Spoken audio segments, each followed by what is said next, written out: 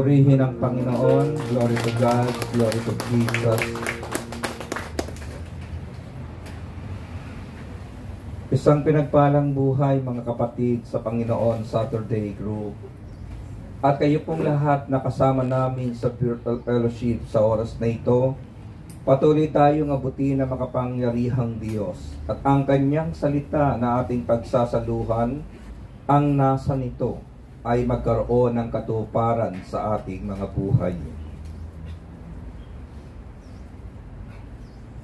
Ituloy po natin ang pagninilay ng ating Sunday Gospel from the Gospel of God according to Saint Mark. Mark chapter 1 verse 21 to 28. Mark 1:21 up to the following verses. They went to Capernaum, and when the Sabbath came, Jesus went into the synagogue and began to teach. The people were amazed at his teaching, because he taught them as one who had authority, not as the teachers of the law. Just then a man in their synagogue who was possessed by an impure spirit cried out, "What do you want with us, Jesus of Nazareth? Have you come to destroy us? I know who you are, thou Holy One of God. Be quiet, said Jesus sternly. Come out of him. The impure spirit shook the man violently and came out of him with a shriek. The people were also amazed that they asked each other, what is this? A new teaching? And with authority. He even gives orders to the impure spirit, and they obeyed him. News about him spread quickly over the whole region of Galilee. Nagpunta sila sa Capernaum nang sumunod na araw ng pamamahinga, ay pumasok si Jesus sa sinagoga at nagturo. Namangha ang mga tao sapagkat nagturo siya sa kanila na parang isang may kapangyarihan at hindi tulad ng mga eskriba. Bigla namang pumasok sa sinagogang isang lalaking inaalihan ng masamang espiritu at sumigaw, ano ang pakialam mo sa amin, Jesus na taga Nazaret? Naparito ka ba upang puksain kami? Kilala kita. Ikaw ang banal na mula sa Diyos. Ngunit iniutos ni Jesus sa masamang espiritu, tumahimik ka. Lumabas ka sa kanya. Pinapangsay na masamang espiritu ang tao at sumisigaw na lumabas. Nang gilalas ang lahat, kaya sila'y nagtanungan, ano ito, bagong aral? Nautusan niya pati ang masasamang espiritu at sinusunod naman siya. At mabilis na kumalat sa buong Galilea ang balita tungkol kay Jesus. Mga kapatid sa Panginoon, ang mabuting balita ng ating kaligtasan. Purihin ang Panginoon, glory to God, glory to Jesus. Pwede na po kayo magsiupo, mga kapatid, sa presensya ng Diyos na buhay. At ating pagnilayan po ang ating Sunday Gospel. Bukas muli kung tayo'y nakikinig sa homily, sa misa, ito po yung gospel na pagsasaluhan. At kung babalikan po natin na mabuting balita na aking binasa ngayon, inaanyayahan ko po kayo mga kapatid na umupo sa sinagoga at bumalik sa panahon na kung saan si Jesus po ay nangaral at nagpalayas ng masamang espiritu.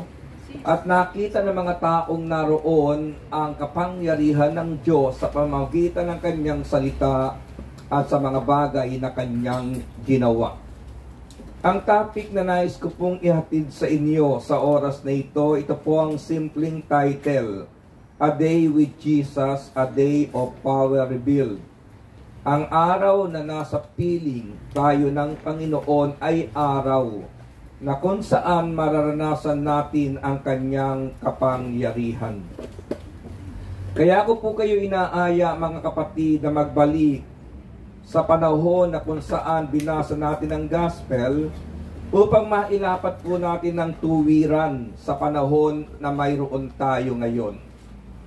Kung kayo po'y nagbabasa ng mabuting balita o ng salita ng Diyos, bago po natin ilapat sa panahon na mayroon tayo, tingnan po natin mga kapatid ang dahilan kung bakit ito sinabi ng Panginoon, kanino sinabi at anong ibig sabihin upang kapag inilapat natin sa sitwasyon natin ngayon, tiyak po tayo na ang kapangyarihang ito ay magkakaroon ng kaganapan sa ating buhay at magbibigay sa atin ng kaunawaan na maintindihan ang salita na ating binabasa. At hindi lamang yan mga kapatid, magbibigay po ng katatagan sa ating buhay pananampalataya.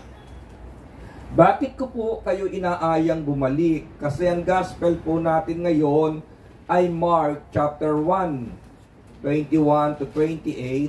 At kung babasahin po natin ang Ebanghelyo ayon sa sulat San Marcos, Kabanata 1, hanggang sa mga sumusunod na talata, ito po yung unang panahon ng panimula ng public ministry ng Panginoon. Hindi pa lubusang kilala ng mga taong naroon kung sino si Jesus. Kaya nung mangaral ang Panginoon, nanggilala sila. Sapagkat ang taong ito na tumayo sa aming harapan, ang kanyang pangangaral ay may kapangyarihan. Hindi katulad ng mga unang nangaral sa amin na teachers of the law. Yung mga Pharisees at mga eskriba ng panahong iyon. Anong gustong sabihin mga kapatid? Kaya nga po a day with Jesus. Ang araw na nasa piling tayo ng Panginoon ay araw na mararanasan natin ang kapangyarihan ng Diyos. Ang araw na aalis tayo sa piling ng Panginoon, mararanasan natin na paglaruan tayo ng demonyo. Mararanasan ng taong wasakin ng demonyo ang kanyang buhay. Kaya kahit anong pinagdaanan natin kagabi, mayroon man kayong mga problema at intindihing tinulugan, mayroon man kayong bayari na inaalala kagabi, paggising sa umaga, see to it a day with Jesus. Araw na nasa piling ng Panginoon, sapagkat mismo si Jesus ang nagsabi, wala tayong magagawa kung tayo ay hiwalay sa Kanya. Kaya kung nakalipas man ang magdamag, natulog ka na may problema at intindihin, uulitin ko, may mga mabigat na pangyayaring pinagdadaanan ng iyong buhay. May mga bagay na dumating sa iyo na hindi mo sukat akalain. Paggising sa umaga, see to it a day with Jesus. Hindi araw para sa iyong problema. Hindi araw para sa iyong hinanakit. Hindi araw para sa sama ng iyong loob, kundi araw para sa Panginoon.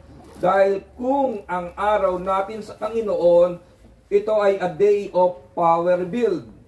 Mararanasan natin ang kapangyarihan ng Panginoon. Dito po sa gospel na ating tinunghayan, nahati ito sa tatlong bagay. Una, yung salitang Jesus teaches with authority.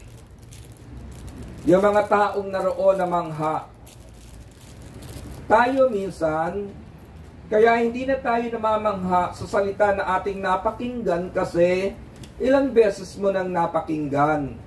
Pero kung kauna-unahang pagkakataong dumating sa iyong pandinig, iba yung dating ng iyong puso. Kaya nga, kung magbabasa po tayo ng salita ng Diyos o makikinig, pumaroon tayo sa lugar na kung saan inihayag ito.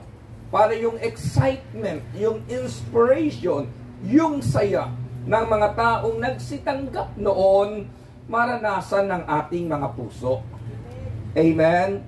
Kasi minsan napapansin namin kami mga preacher, kahit gaano kami ka-inspired, kahit gaano kami kasaya, kahit gaano kami ka-excite na i-preach ang Word of God, may mga kaharap kaming tulala pa rin. Lutang. Amen. Sabi ng isang sister, lutang. Bakit? Naroon kayo sa sarili niyong mundo. Kaya